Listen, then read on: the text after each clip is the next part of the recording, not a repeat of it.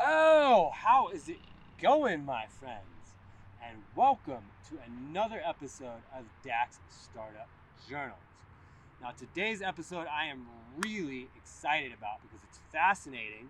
It's something that we've all seen, and it's something that very few people on Earth, maybe a couple thousand, actually understand. Plus, it's a cool topic. And that is how startup companies and musicians and celebrities and a lot of other entities develop hype. What is hype? How do they get it? What's the process? It obviously doesn't happen immediately. How do people get so crazy about things? People get all wound up in Game of Thrones, where they used to get so wound up in a new Apple product launch and Steve Jobs and all of these things, or an upcoming concert. There was the Fire Festival that's famous from the Netflix documentary that went soaring because of hype and then crashed. You've got the cryptocurrency hype. How does all of this hype happen? What causes it? How do they build it? What does it mean to those companies? And how can you build it for your startup? And we're going to break that down in a way that you've probably never seen before, because I haven't really seen anybody break this down ever. It took us a long time to study it and figure this out, and it's super cool. So that's what we're doing on today's episode. Hey Todd, what do you got there? Oh, hey guys, check out this powdered sugar that I found in the bathroom of the bar next door. I think I'm gonna use it for my oolong green tea. I don't think that's powdered sugar. What do you mean? Huh? Huh?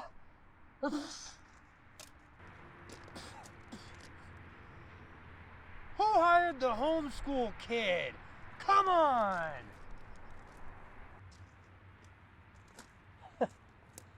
James, don't you have a meeting to go to in about 4 minutes? Good luck with that, Pablo. Welcome to Dax Startup Journals. Why are we doing this?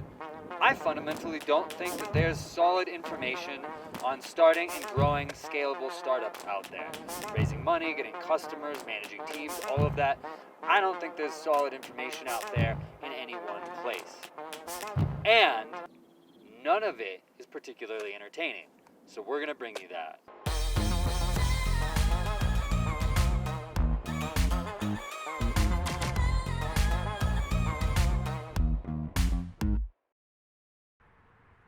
Now, first up, what is hype? Well, the standard definition that kind of floats around, it never really gets defined, but that people think of is that hype is when a lot of people are talking about something.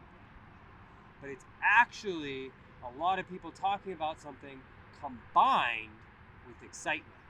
So, you've got, I don't have a lot of time to sit here and draw a bunch of stuff out, but you've got a bunch of people, they're talking.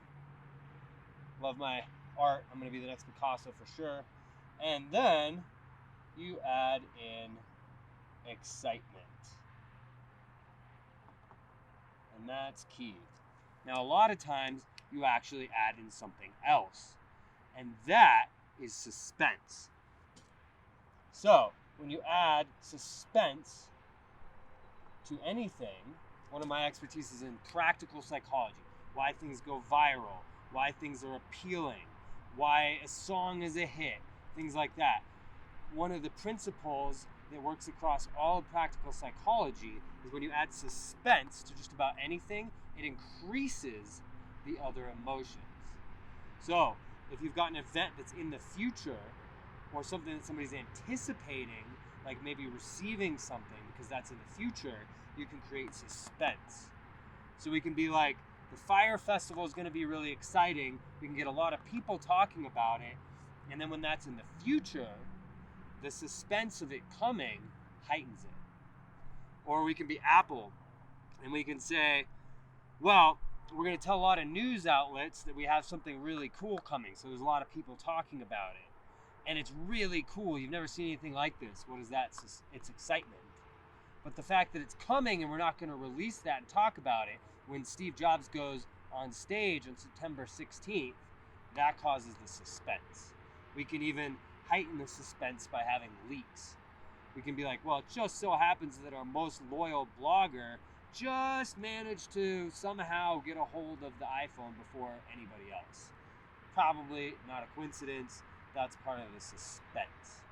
So, we know that hype is at the very least a lot of people talking about something plus excitement, and it's best if you can add suspense. Now let's think about this. Why does hype matter? Why does hype matter? It all comes down to what makes people care. See, if you come across something that's brand new, you've never seen it before, you've never heard anybody talk about it, you are very likely to not care at all about that. In fact, in a large way, it doesn't really matter how much merit that thing has.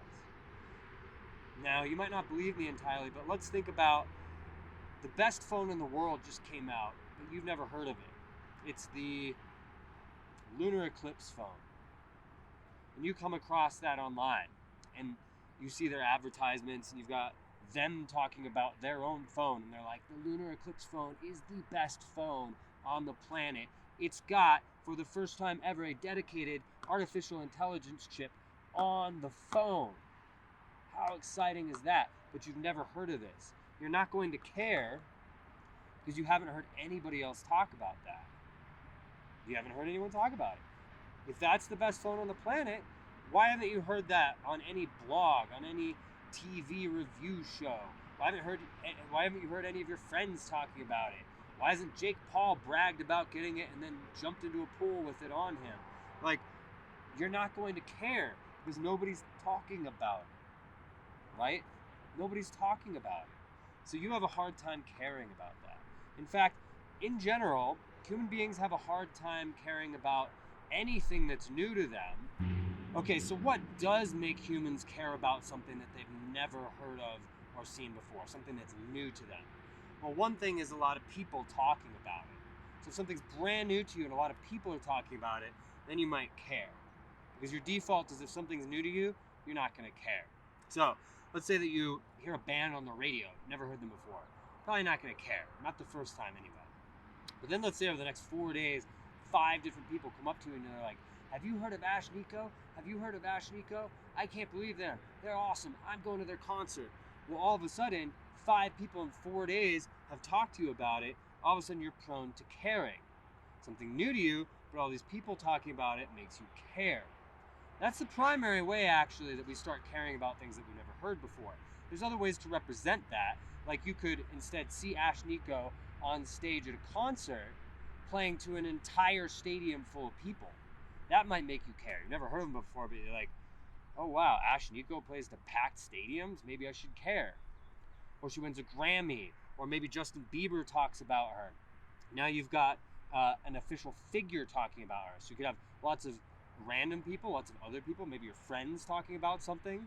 Or you could have important people, the president, Justin Bieber, celebrities, experts, anybody you consider to be an expert. If somebody else considers them to be an expert and you don't, probably doesn't have a lot of weight on it. One thing that's not very helpful here, but is a psychological effect, is if somebody is particularly physically attractive. Maybe you see a brand new YouTube channel or something, you've never heard of them before, you're prone not to what? Care. But if they're very physically attractive, you're more likely to care. That's just biology. It's just how it works. Now, a couple things that we have a little bit more control over are humor. You could meet somebody completely random on the street, never heard of them before, never seen them before. If they can make you laugh, you're far more likely to care about them than if they can't make you laugh. So they could be telling you really useful stuff, giving you all the best tips on whatever it may be, where you should stay, where you should eat, blah, blah, blah. You're probably not going to care. It's just a random person you just met. But if they all of a sudden start making you laugh a lot, you might be like, this guy or girl is awesome. So humor is a way that you can make people care. That's why you see a lot of attempts at humor in advertisements on television, most of which don't go very well. For instance, car commercials.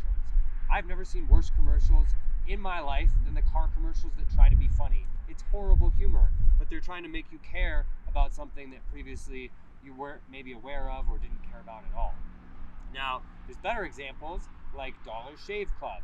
when Dollar Shave Club was something that nobody had ever heard of, they came out with that really famous commercial, which you could go find, which is hilarious, where the guy's like walking through the warehouse and there's Bear and he's like cutting off sheets of something with a giant machete. And because it's funny, even though people at that point had never heard of Dollar Shave Club before, it made them care because it was funny. So humor is a hack to making people care. And then finally, the last one that I can come up with is if something really hits on an issue that is really personal to you, causes you a lot of pain, maybe something that is a really big dream of yours. So like, if you really want to travel and you come across a Netflix show that you've never heard of, but it shows the absolute coolest Airbnbs all around the world, you might care about this brand new show because it hits on this trigger thing that you really care about. Or if maybe you've got diabetes and then something you've never seen before starts talking about diabetes and maybe hits on it in a way that really resonates personally, you might care even though you've never heard of that entity, organization, product, person before. That might make you care, right? So those are primarily the only ways you can really make somebody care about something they've never heard of before. If you want them to care otherwise, you need to make it so that they've heard of it before. Generally, how do you make somebody put somebody in a position where they've heard of something before? We get a lot of people talking about it, right?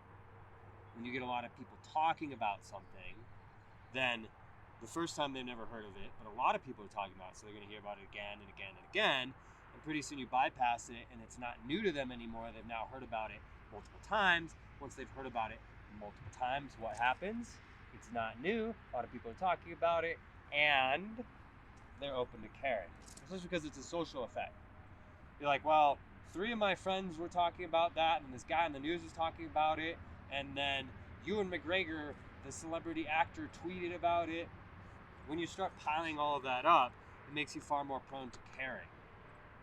You'll actually pay attention to what the merits of that thing might be, and you're far more prone to caring. So, back to the question, why do we care about hype as a startup founder?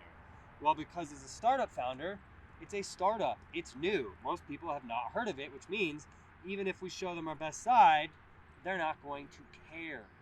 Investors aren't going to care. Employees aren't going to care. Customers, which are the things that we need the most, they're not going to care until we do what? Get a lot of people talking about it. So, we want to create hype. Well, we want to get a lot of people talking about it, but generally that's done by creating hype. Now, why hype? Because when you add a lot of people talking about it with excitement, you basically get something that is viral. You get something that people are willing to share because of the fact that it's exciting and people are talking about it. Now, these people that just heard about it, they want to tell other people because why? They want to bring them into the excitement. It's almost like giving somebody a party invite. If you hear about something that's exciting that a lot of other people are talking about, but your friend hasn't heard about it yet, if you get to tell them about it, this cool new thing that everybody else is talking about, you get to bring them into the excitement. It's like inviting them to a party. It makes you seem cooler. It makes you feel better. So the combination of a lot of people talking about something with excitement, i.e. hype, encourages the people that know about it to start sharing that with more and more people that don't know about it. The hype is something that blogs want to cover, is something that news organizations want to cover, is something that people want to share on social media, is something that people want to tell other people about. So as soon as you get the hype cycle started, it has a tendency to perpetuate itself, and then you get a lot of awareness because you've got a lot of people talking about it. Then people are open to caring. It doesn't mean they care necessarily, but they're open to caring, so that if you portray the right message in front of them, if you're like, this is how this is going to change your life, this is how this is going to be really exciting for you, this is how this is going to be really entertaining for you, this is how this is going to solve some problem for you, that's going to, they're going to be open to caring. And if you give them those right piece of information, now they might care, and then they might become a customer. So that's why you want to use hype. And again, the suspense aspect down here, the suspense is going to increase the effect of the excitement. So suspense amplifies emotions. If it's a scary movie and there's fear and you use suspense, it heightens the fear. If you're telling a joke and you wait a really long time building up to the punchline, when you get there, it's a lot of times funnier because the suspense amplifies the emotion. In this case, the suspense amplifies the excitement that goes along with the hype. So now we know what hype is, why hype is useful, and we know a few tricks to get people to care if people aren't talking about something. But how do we get hype?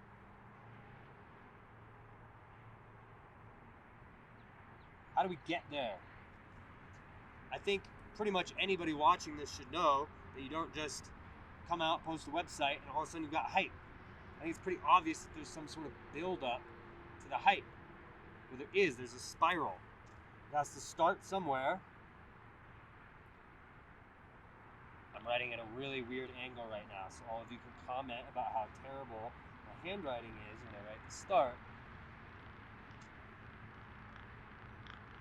Don't worry, I won't cry in my bedroom later. Okay, so there's this spiral that goes from the start where nobody's heard of your thing, and it spirals up until you get hype. Now, why did I draw it as a spiral? Because it's an iterative cycle. It feeds back on itself. Every time you come back around, it starts to amplify the effects of the last time. It builds and builds and builds on itself. So there's this great book. Actually, disclaimer, it's a very disturbing book. There's a lot of bad morals in it, and it's very interesting at the same time. Does that make it a great book? I don't really know. It's called Trust Me, I'm Lying. Again, sorry for the really terrible handwriting. You're just going to have to deal with it. Listen to what's coming out of my lips. But it's called Trust Me, I'm Lying. I believe the author is Ryan Holiday or Ryan Holiday. He was basically a media manipulator. He wrote the book because for a long time he didn't have morals and then helped create the system that we see now, where a lot of fake news starts to spiral, and sometimes the fake news turns into real world events where people are actually reacting to the fake news, and it can actually be quite bad. But the start doesn't have to be fake, it can be totally real, it can go either way. Basically, what happens is you have to start out with a small group of people that care. Remember, at first, nobody's heard of your thing. So people are not prone to care about it because nobody's talking about it, right? And nobody's heard of it. So you have to have a small group of people that care. Sometimes that means you tell your friends and family. Sometimes that means that you've got a following from doing something else and you launch it to them. Sometimes it means that you have to build that up. Or in Ryan Holiday's case, sometimes he would just create fake news and pretend that people cared and then start fitting that into this process and convince people through fake news that people cared, and then other people would care because they thought that people cared even though nobody cared. And a little bit, that was the Fyre Festival story, if you've ever seen that on Netflix or heard anything about that. They paid a bunch of influencers to post this orange square on their Instagram accounts in this kind of mysterious way, and because they all did it at once, it seemed like people cared and it was this thing, even though nobody had heard of it, because they all did it at once. It was like everybody thought that these in-the-know people must know something that they don't, and so it sparked caring even though nobody had heard of it. Now, what I would recommend is to use the things that we talked about a minute ago, things like humor or talking to people about something that is personal and is either a strong pain point or a big desire or dream for them, something like that, and finding your early adopters who are more prone to caring and maybe combining humor with that, like the Dollar Shave Club example or things like that, to get people that have never heard of your thing to care about it, even though nobody's talking about it. So that can give you your initial group of people that care. Now, once you've got an initial group of people that care, you're going to start feeding that into the cycle. There's a bunch of different ways to do that. But one way would be you could create a YouTube channel, for instance, and then once that has a little bit of a group, a little bit of traction, it's got a little bit of its own buzz, maybe you could pivot that into bringing on a bigger YouTuber as a guest, or bringing on a well-known person to interview them. That's a very common thing. Maybe you'll get invited to interview or speak somewhere. See, these things start feeding on themselves once you've got it started. Maybe you could do a viral video or something that's provocative, and then maybe that'll get covered by a blog. Something like, which I've talked about here on the channel, the car that goes downwind faster than the wind. If you created a video like that, that might get talked about on blogs. Now, here's the thing that Trust Me, I'm Lying talks about, which is why you should read it even though it's both interesting and sketchy, is it talks about the cycle of how media travels. So a lot of it is these little blogs that they just need to find something to talk about. That's why fake news starts. These little blogs, they don't have any resources. So they don't have all these reporters out there with all the resources to go and break brand new stories. What do? Well, sometimes they just make them up. Or maybe they hear about a rumor and they're willing to just be like, well, this thing's absolutely true in the worst possible way that you could possibly imagine. It's definite now. We know that it's the worst possible scenario. And they just go with it and use the superlative language and magnify it to the max because that gives them something to talk about. Because all they really want is clickbait. So they need to break some sort of clickbait. It's not already in the major news. They don't have any resources, so they're prone to picking things up. Well, it could also be a legitimate story, like your cool Kickstarter or your cool new company. So that might go to these blogs. You got a small group of people to care. Maybe they came out to a local rally. Maybe they're your friends. Maybe they came to an opening. Maybe they started in on your Kickstarter. Maybe they started eating bugs on a YouTube channel because they were flying in their face and they thought that was crazy. Should I eat this? Yeah, I'm not fast enough. Anyway, you get that little thing and you get it to blogs or a social media page with a little bit of following. But here's the thing is, you have little tiny blogs, and I'm going to write them in little tiny blog language, little tiny blog letters. And then you have bigger blogs. I'm going to write them in big, mean blog language. And then you have proper news outlets. And then you have like national news outlets. And they each get bigger, angrier letters until they don't fit on the thing anymore, and I write nation, right? So these all like to watch, and here's a terrible eyeball, they all like to watch each other. So this little blog that has nothing to talk about, that would maybe even talk about fake news, they get watched by the bigger blogs. So they might pick up fake news one day, but another day they might pick up something on your startup. Maybe because you got a small group of people to come to your launch, maybe because you got the local paper to talk about it because you're local, so they like that. Maybe because you ate these bugs on your YouTube channel and people thought that was crazy because whatever it is, you have to create something newsworthy, right? Here's the key. All these people, they need clicks, they need views. That is their business model. They need clicks, they need views, right? Clicks, views, clicks, views, clicks, views. That's what they all need, which means that they need something people are going to click about on. They need something with a little bit of clickbaity nature to it. So you take your thing, here's your thing, and then you make it newsworthy and you make it click-worthy. You look at what angle of it is maybe click-worthy. Like you're like, wow, this guy that talks about really accurate, really specific, really cool startup stuff, he had bugs flying in his face and he ate them. And then they're like, wow, that's crazy. So then this blog is like, guy eats bugs on his YouTube channel. Holy crap, that's insane. And then this one is like, wow, that's actually really cool because he's super smart and really good looking, but also he eats bugs on his YouTube channel, right? And like, you know, the first time nobody cares, but the seventh time I do it. Anyway, you make this newsworthy, click-worthy thing. This blog picks it up because they want the clicks. This one sees them do it, so they write about it. Then it gets to the real news, and then maybe it even gets to the national news. If it's a good enough story, which actually means that it's just going to get them clicks and views, right? So if you work up this chain, what happens? Everybody's talking about it. It had to be, remember what?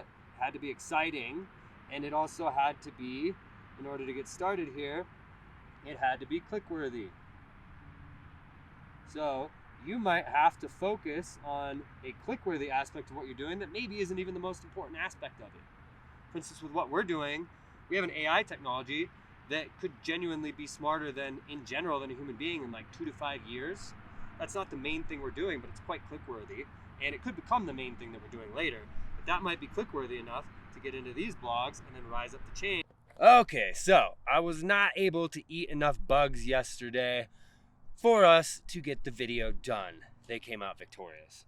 But here's the thing. So we have the one path, which is to take your thing, make some people care about it, and then spiral it up from small blogs to bigger blogs to news articles and so on. Get everybody talking about it. And then if you portray why it's exciting and potentially use suspense to magnify that, now you've got hype.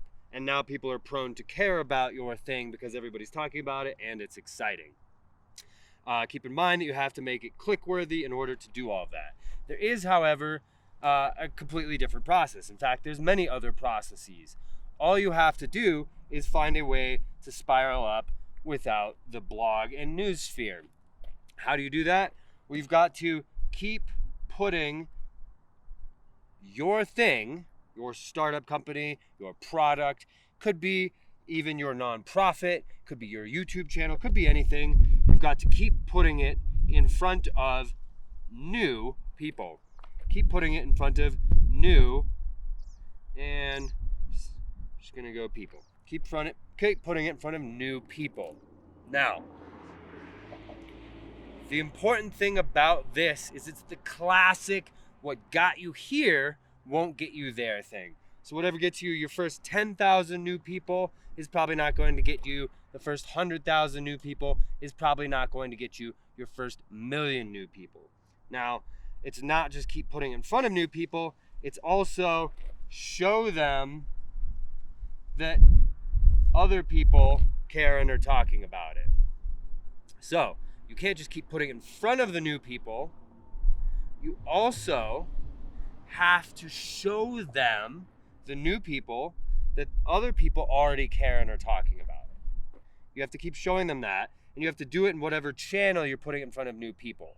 So if you keep putting it in front of new people via YouTube videos, or via advertisements, or via having booths at events, like I know the people who invented boosted boards, the electric skateboards, and for a long time I was like, how would you do that? Because if we get into what you can and can't sell online, that's a little bit of a hard thing to sell online. So I was like, how did they keep putting it in front of new people in a way that made it exciting, that made them trust it, that showed that other people cared?